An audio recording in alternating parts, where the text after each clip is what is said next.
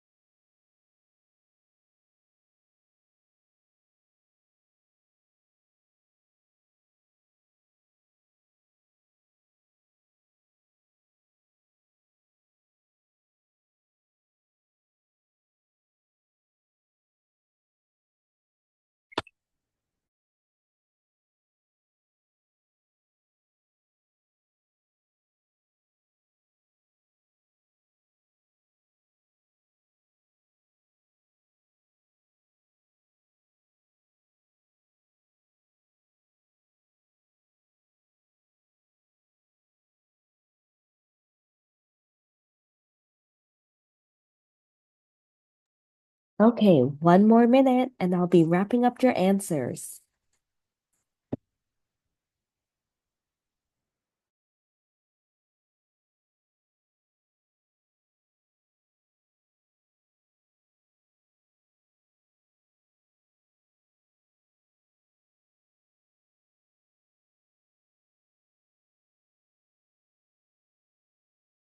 Oh, welcome, Brady, to class. So right now we're just getting started on this quote and we're just giving a definition, explaining what it means, as well as how does it apply to a scenario or an example.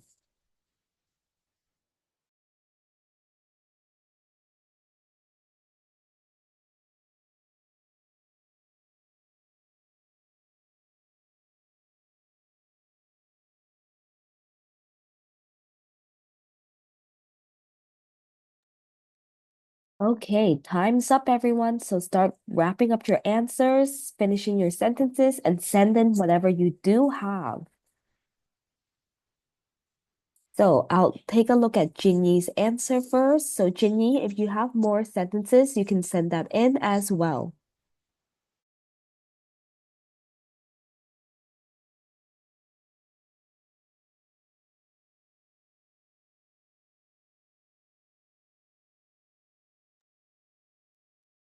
And remember, whenever you're writing your answers, try to write in full sentences, rephrasing what the question is asking.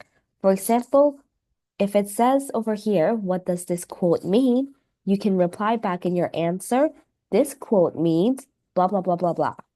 So you are rephrasing the question in the first part of your sentence. So try to always do that so that it is clear what you are answering instead of just giving a straight answer over here. So this answer is too simple and it doesn't really include what the question is asking. If someone is reading this answer on its own, the person reading would not know what the question is asking. So try to always rephrase the question into your own answer and the start of your sentence.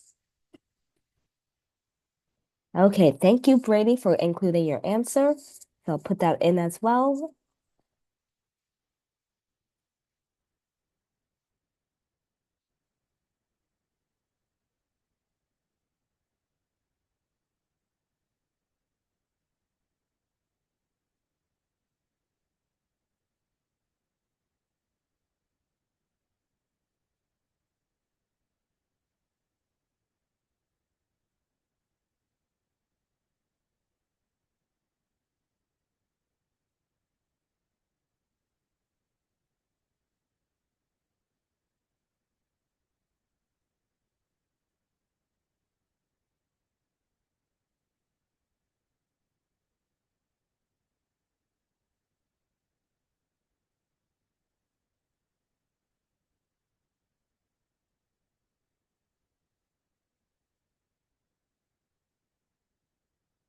Okay, so thank you, Jinny, for including your example as well.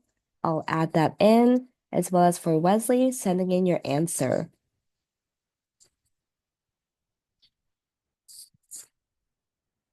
Okay, so yes, so the teacher can teach you to do multiplication, but you need to do multiplication by yourself. And you can even say that you have to be willing to learn and willing to want to do multiplication as well. And you can say that it's necessary for things such as maybe learning how many corn to buy at the grocery store. So it's very important to do multiplication because maybe in the grocery store, there is a bag of corn and each bag contains five corn cobs. So how many cobs do you want in total? So you'll have to do multiplication like that. Okay, moving on to Brady over here.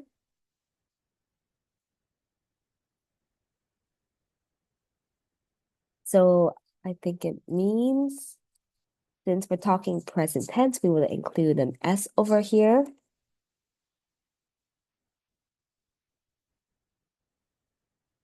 And yourself as one word.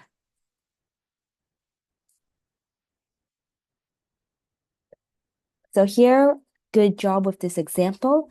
Of course, anytime you have an if statement, you always include a comma. So if you want to drive, comma, oop, comma over here, a teacher can help you but not drive for you. Yes, very good example here.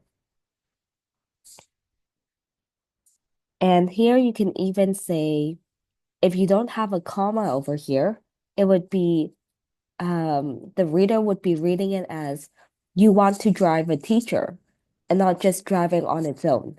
So that's why it's important that we include a comma. Okay, so good example over here. Let's move on to Wesley.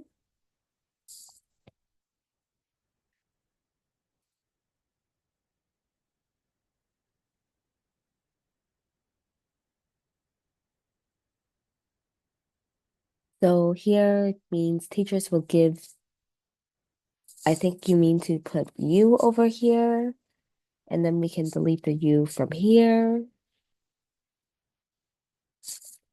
Something.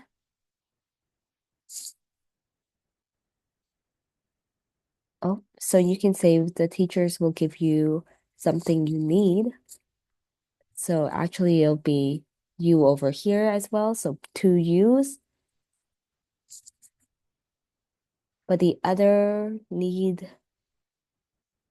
okay. So here, instead of saying but the other need, which doesn't make sense, you can say instead is but the other,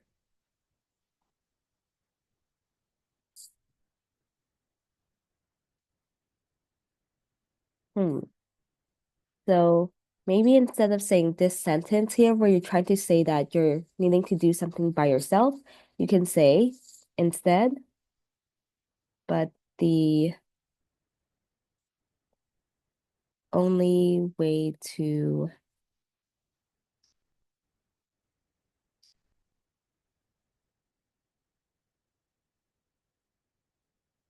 is by doing it yourself.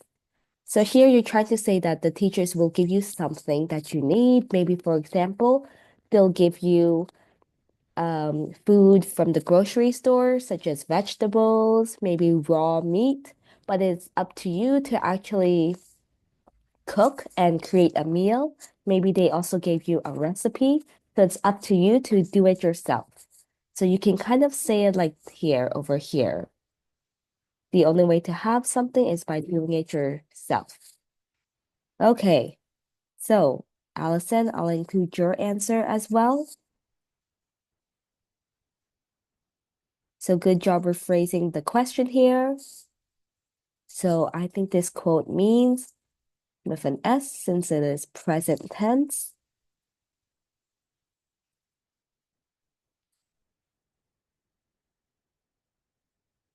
So here you can say instead of is to try, you should try to do your own things by yourself. Here, not herself, because you're describing yourself, so it would be actually your, yourself. Okay.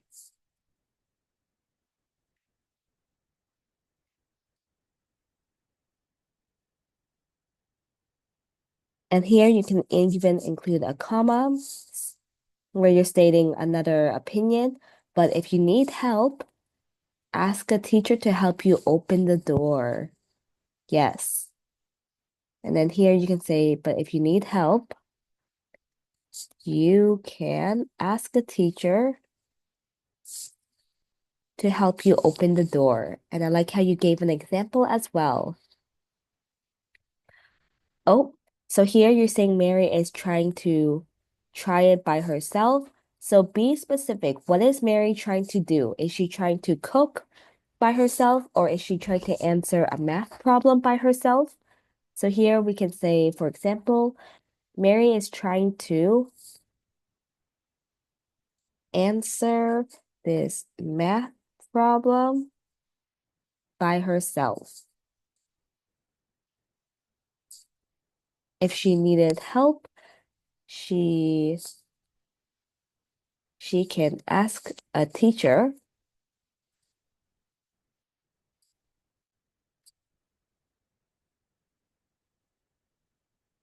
to help her with her questions.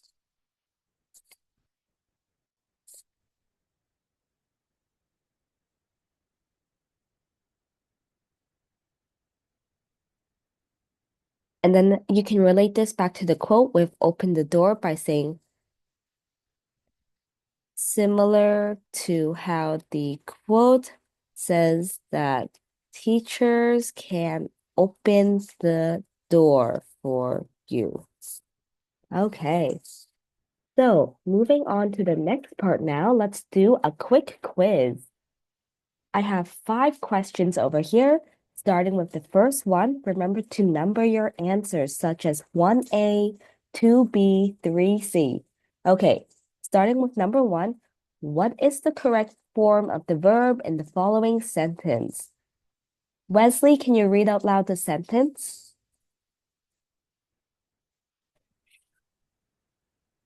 The dogs bark or barks loudly at night.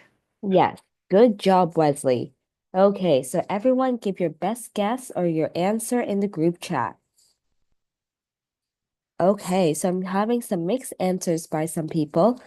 Already, some people say A, some people say B. So we have to look at the noun or the subject in this sentence here, which is dogs, and dogs is plural. So the correct form of the verb is A.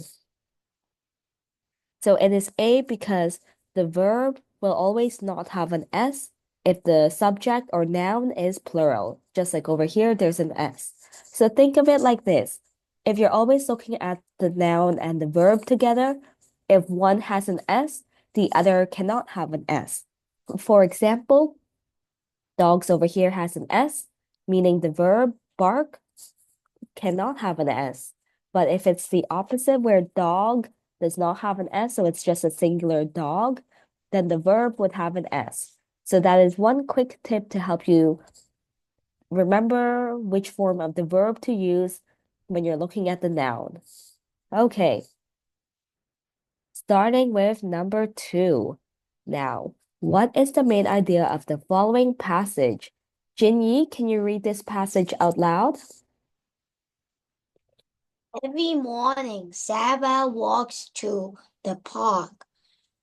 She enjoys watching the birds and playing with her friends. The park is a happy place for her. Yes, great job, Jinyi. Okay, so we have 3 answers here. Give me your best answer in the group chat, and you can send your answers directly to me. Just remember to number them. So 2A, 2B, 2C. Okay, thank you, Allison, for sending in your answer, as well as Jinyi. Okay, so most people are giving the correct answer, the same answer, which is B over here. Oh, so it is B because the passage over here focuses on Sarah's enjoyment and activities at the park. So it makes this choice the best summary of the passage. Number 3 now. Which sentence uses commas correctly?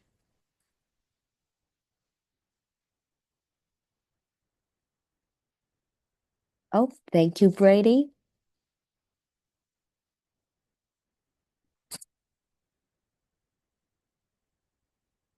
Yes, I think everyone's getting this answer correct. So, yes, everyone who said B is correct.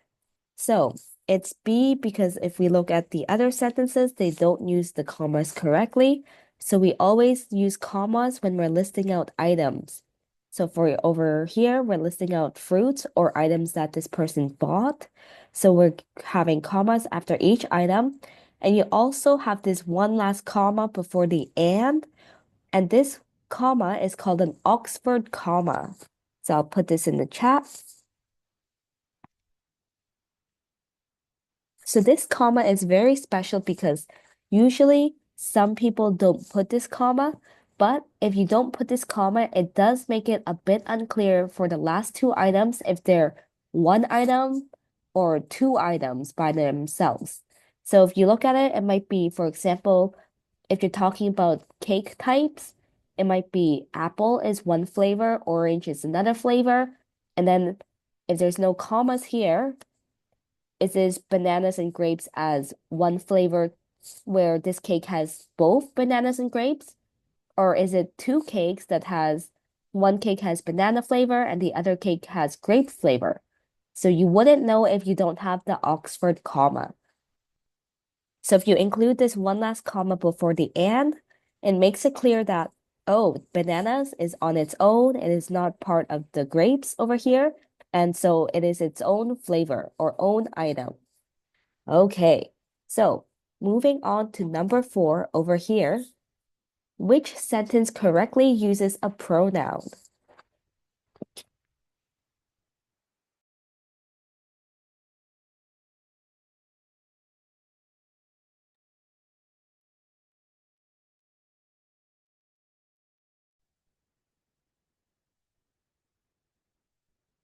Yes, thank you, Allison and Wesley. Great job. So everyone answering B over here is correct. Okay, so me over here is the correct pronoun to use because in this situation, it is the object of the sentence. I and we would be incorrect in this case. All right, so number 5 over here. What can you infer about the character based on this sentence? After losing the, oh, I'll have instead, can I get Allison to read out loud this sentence? After losing the race, Jack sat quietly on the bench staring around.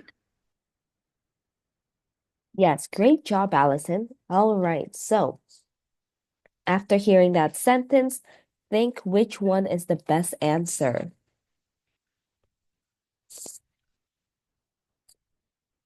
So if you don't know what infer means, you can let me know in the group chat.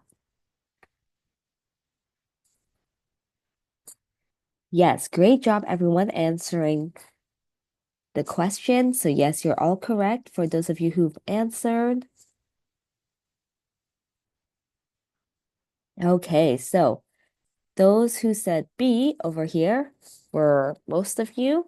So good job. And B is the correct answer. So we know that based on his actions in the passage over here, where he was sitting quietly and staring at the ground, this suggests he is reflecting on his loss. And this typically indicates disappointment rather than happiness, which maybe might be shown as someone jumping around, cheering, or excitement as well. Okay. So, whenever you see the word infer, it means you're trying to get information from something or someone, for example, like Jake in this case, when those details are not written explicitly. So they're not written directly in the passage. But we can tell that based on the actions of this person, or maybe based on the situation, maybe the setting or the environment, this tells us what exactly is happening about the character or the setting in this specific passage. All right, so this ends our pop quiz for today. So moving on to the recommended book and author. So I've mentioned the one and only Ivan before, which was a very best-selling and very popular book. Lots of people have read it and said that it was really good. So I have recommended the second book in the series, which is called The One and Only Bob. Okay, could I get Brady to read out loud this passage over here? Return to the unforgettable world of the Newbery Medal, winning the #1 New York Times bestselling novel, The One and Only Ivan. This in this incredible The One and Only Ivan in this incredible sequel starring Ivan's new friend Bob. Bob sets out on a dangerous journey in search of his long lost sister, with help with of his new best friends, Ivan and Ruby. As a hurricane approaches and time is running out, Bob finds courage he never knew he had and learns the true meaning of friendship and family. Yes, great job, Brady. Okay, so moving on to the next part here about the author as well. I'll have Wesley, can you briefly read out loud this passage?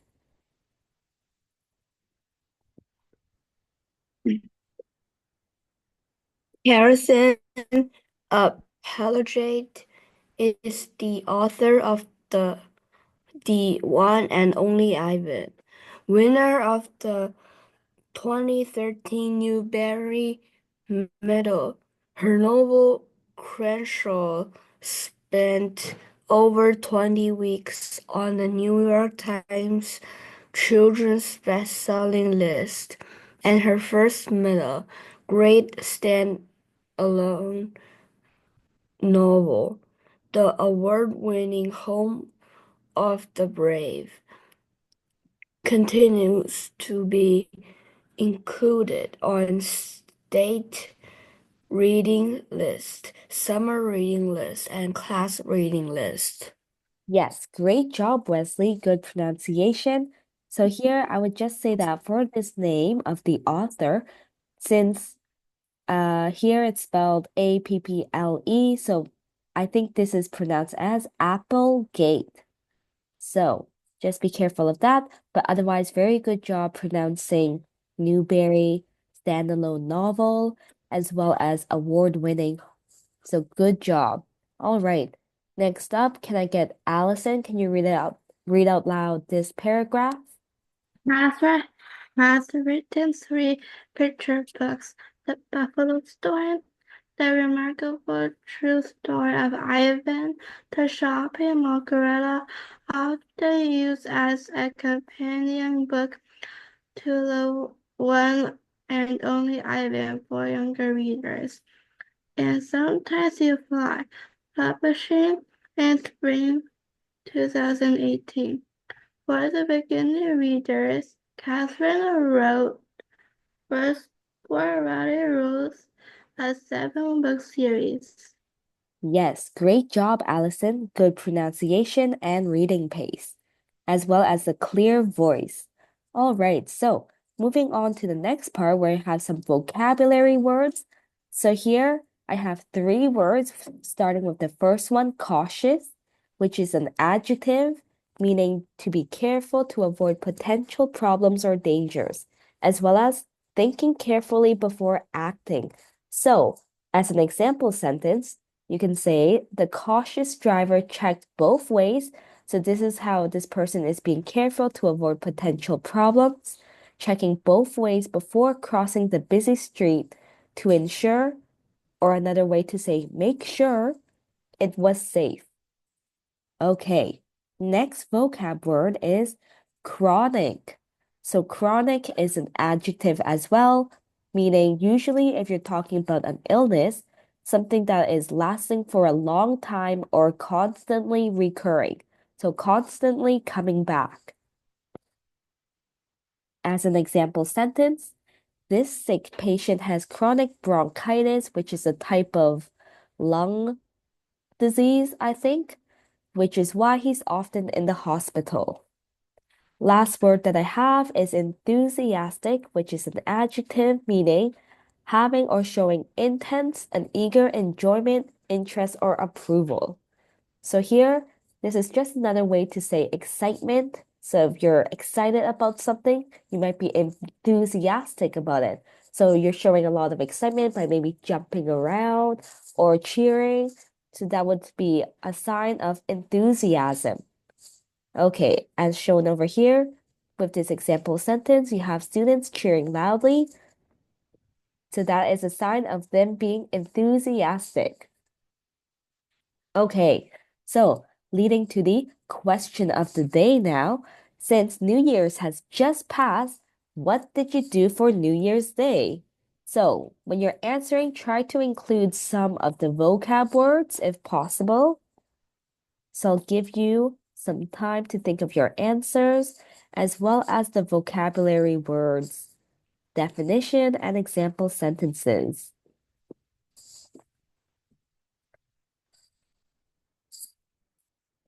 Okay, so I'll give everyone around 5 minutes.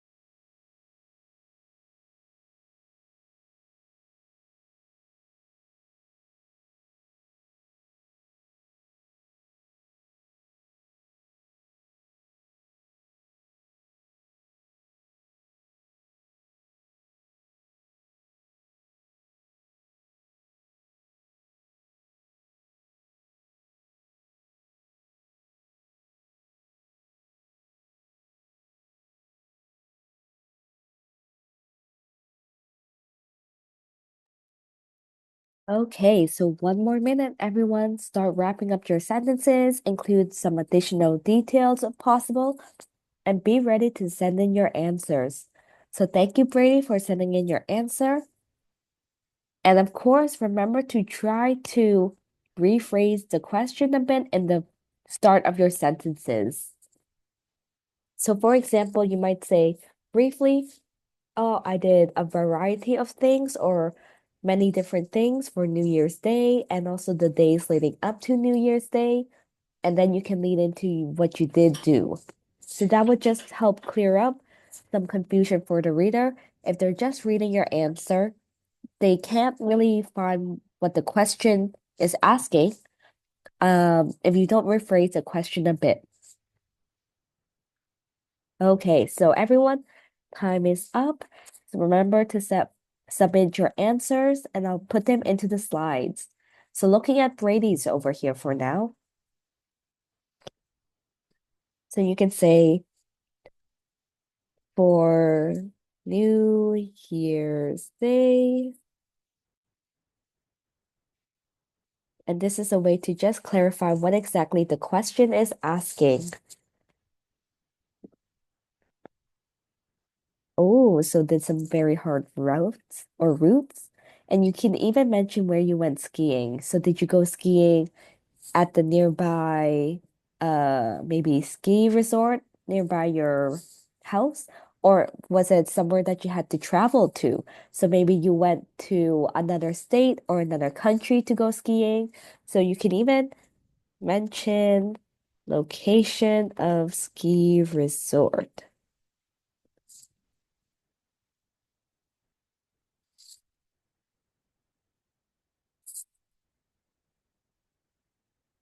Okay, so here after would just not be capitalized, so you could just say then after. But since after and then are meaning the same thing, we don't have to include them together. If you're using one of them as a transition words, you can just have one of them. So you don't need to include both. So let's just say then instead of after, so you can cut the after out. So here 10 is at 10 p.m., 10 a.m. So you can specify maybe how late or early it was. So you can say 10 p.m. as an example.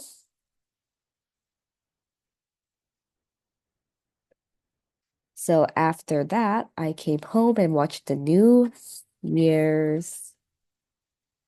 Here you can be specific and say New Year's celebration.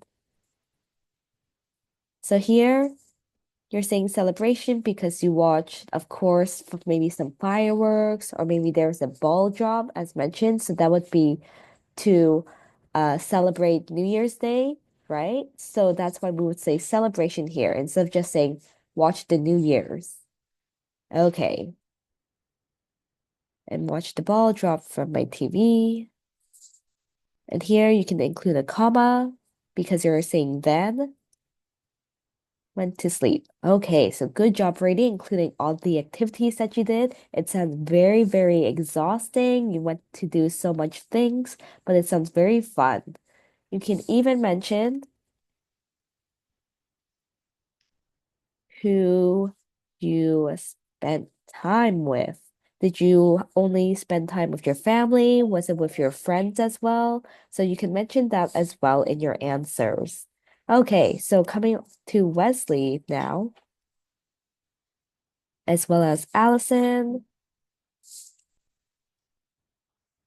So for Wesley, great sentence here. And also talking about New Year's Day. So instead of in, because in is referring to maybe inside of something, we'll say for the New Year's Day. And here we can just say for New Year's Day instead of saying the New Year's Day. My classmates and me cautiously make a party. Oh, in my school. Okay.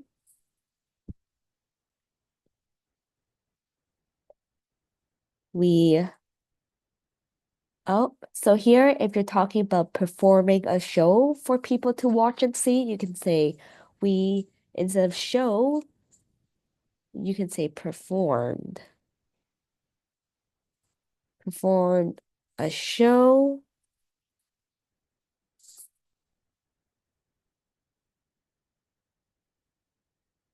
We practice past tense, practice a lot. Okay, so good job, Wesley, creating this sentence as well as rephrasing the question a bit at the start of your sentence.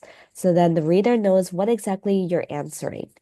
Okay, so let's move on to the next part now. So, since you talked about what you did for New Year's Day, usually people would also include some goals that they would have for New Year's Day. Oh, so Jinyi, let me include your answer as well. So, on New Year's instead of in, because in refers to inside of something, so we'll say on instead. On New Year's Day, my family and I played around with fireworks. It was enthusiastic. So remember, enthusiastic is an adjective, so you're describing a noun. So here you can say instead, let's make a new sentence and say it, or we were very enthusiastic about the fireworks.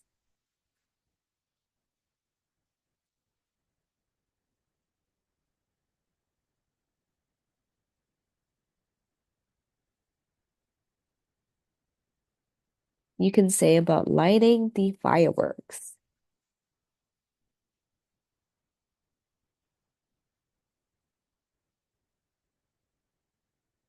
Next up, you said we ate crabs for dinner, so we need to be cautious to not eat the parts that can't be eaten.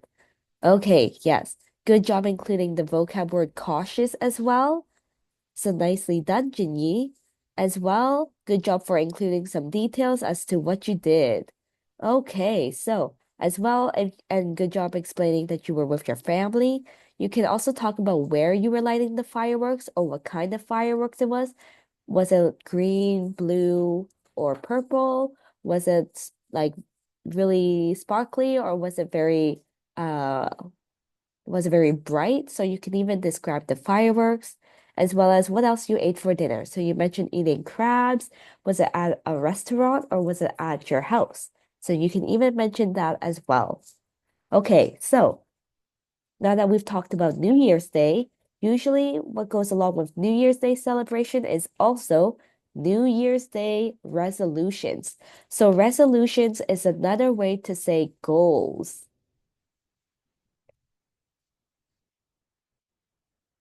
So what goals did you make for this new year?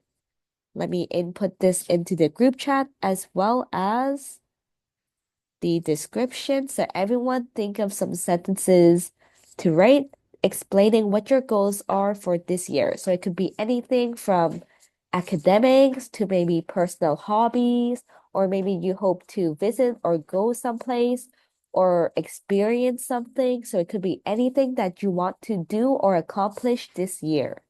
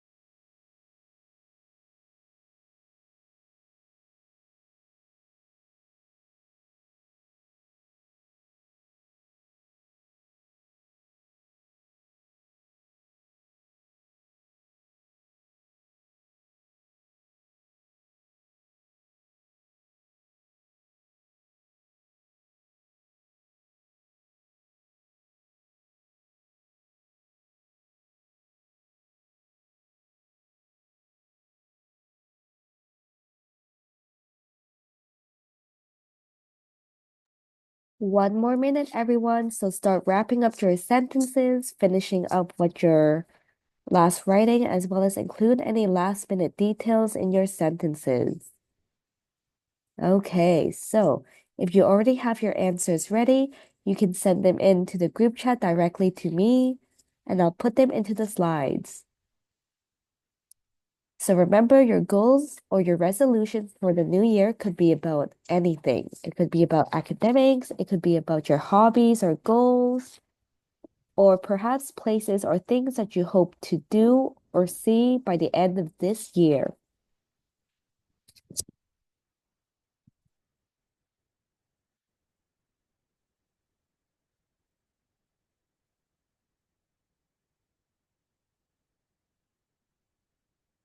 Okay, so 1 minute is up, everyone. Start submitting in your answers. 我有好几个点心，哦，我你有好有点心。啊，我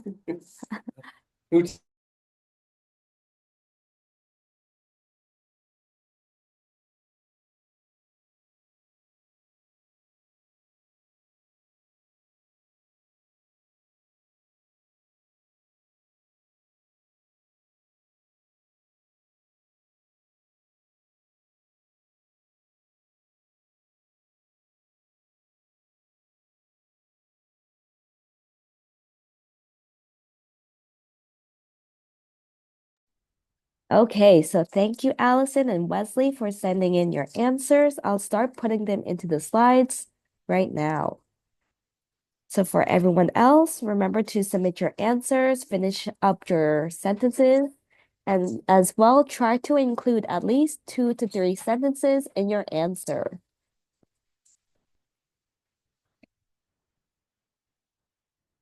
Okay, so thank you, Brady, Allison, and Wesley. So I'm putting in all of your answers. So coming back to Allison, oops, with a S instead of a Z.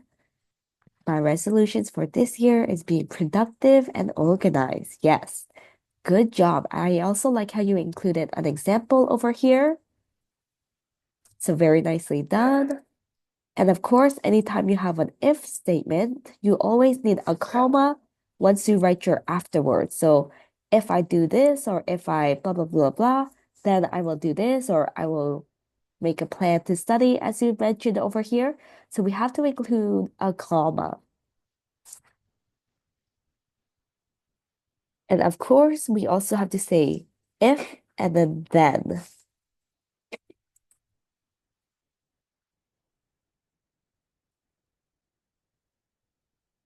So here we can say to make sure I get a high score instead of to get a high score. So here we will also capitalize since it's a new sentence. Good job eating vegetables. So you can say as well, give examples of how much or how often. Also, what kinds of veggies? Okay.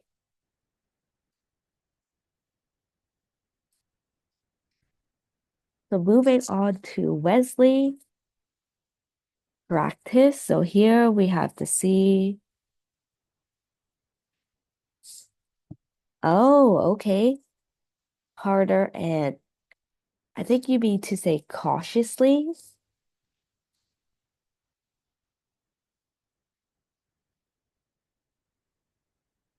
Okay, so here, usually cautiously is referred to, or it's used for situations where there might be danger. So here, there's not any danger, of course, in practicing Chinese or math. So you wouldn't use cautious or cautiously in this case, but if you really want to use it, you could use it. I would just say that it doesn't make sense since there is no danger in practicing Chinese and math. Okay, so here I would say to practice, explain how you would practice harder.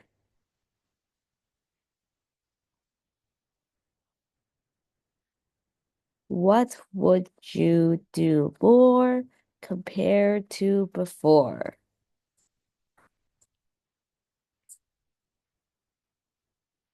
So here you could give examples like I would do my math homework more often or more problems, as well as your Chinese. You could mention about would you take tutoring classes or ask for help more often? So give examples of how you would practice harder.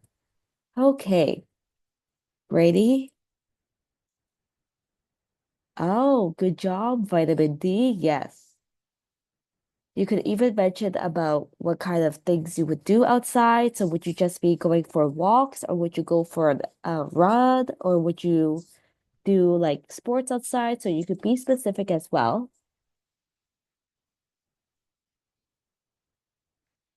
So cautious means trying to avoid danger by being careful. So here, again, cautious, you wouldn't really use it over here. So instead we could say, I should be more active about going outside. Is that it can boost your mood and make you healthier. Yes. And here you say, and I think I stay inside too much. Okay, yes. I think that's all of us as well, especially over the winter when it's cold. So here, again, try not to start a sentence with and, but also we could use. Just because a lot of times when you start a sentence with and, it seems like, oh, is this unfinished? Is it supposed to be attached to the front or the other sentence over here? So whenever you start a sentence with and, it just seems incomplete. All right, so 2 minutes left. I'll go over the homework really quickly. Okay, so homework over here, where you're just going to answer this writing prompt using sensory details. So we never got a chance to go over what exactly are sensory details, but think of your 5 senses. So you have your taste, sight, smell, hearing, and feeling. So those are your 5 senses, as well as looking at the environment. So what are the emotions? What is the situation like? Is it located in the forest? Is there light or is it pitch black? So using sensory details such as that, you're going to write a story following this prompt over here. So try to create at least 7 to 10 sentences, as well as using descriptions and details so that you're able to convey the feelings with words. Remember, show, don't tell. Okay, so last of all, I also have Jinyi's answer. Let me put that in.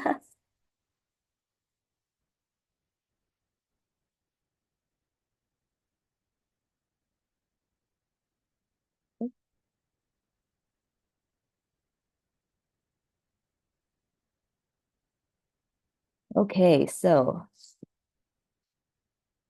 in national age group under 8 chess. Oh, very good job, Jinyi. I also like how it's very specific to what you hope to accomplish for this year. And of course, you could include a comma after for instance.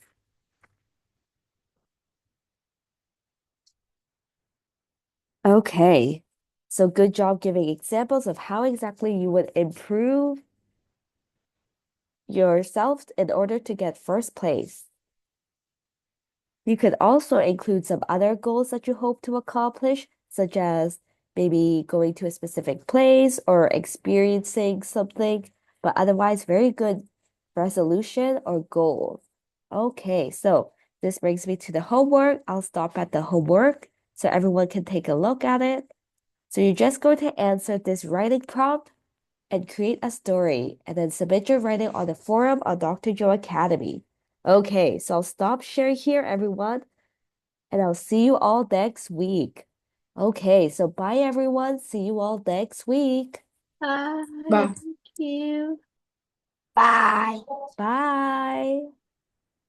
Bye.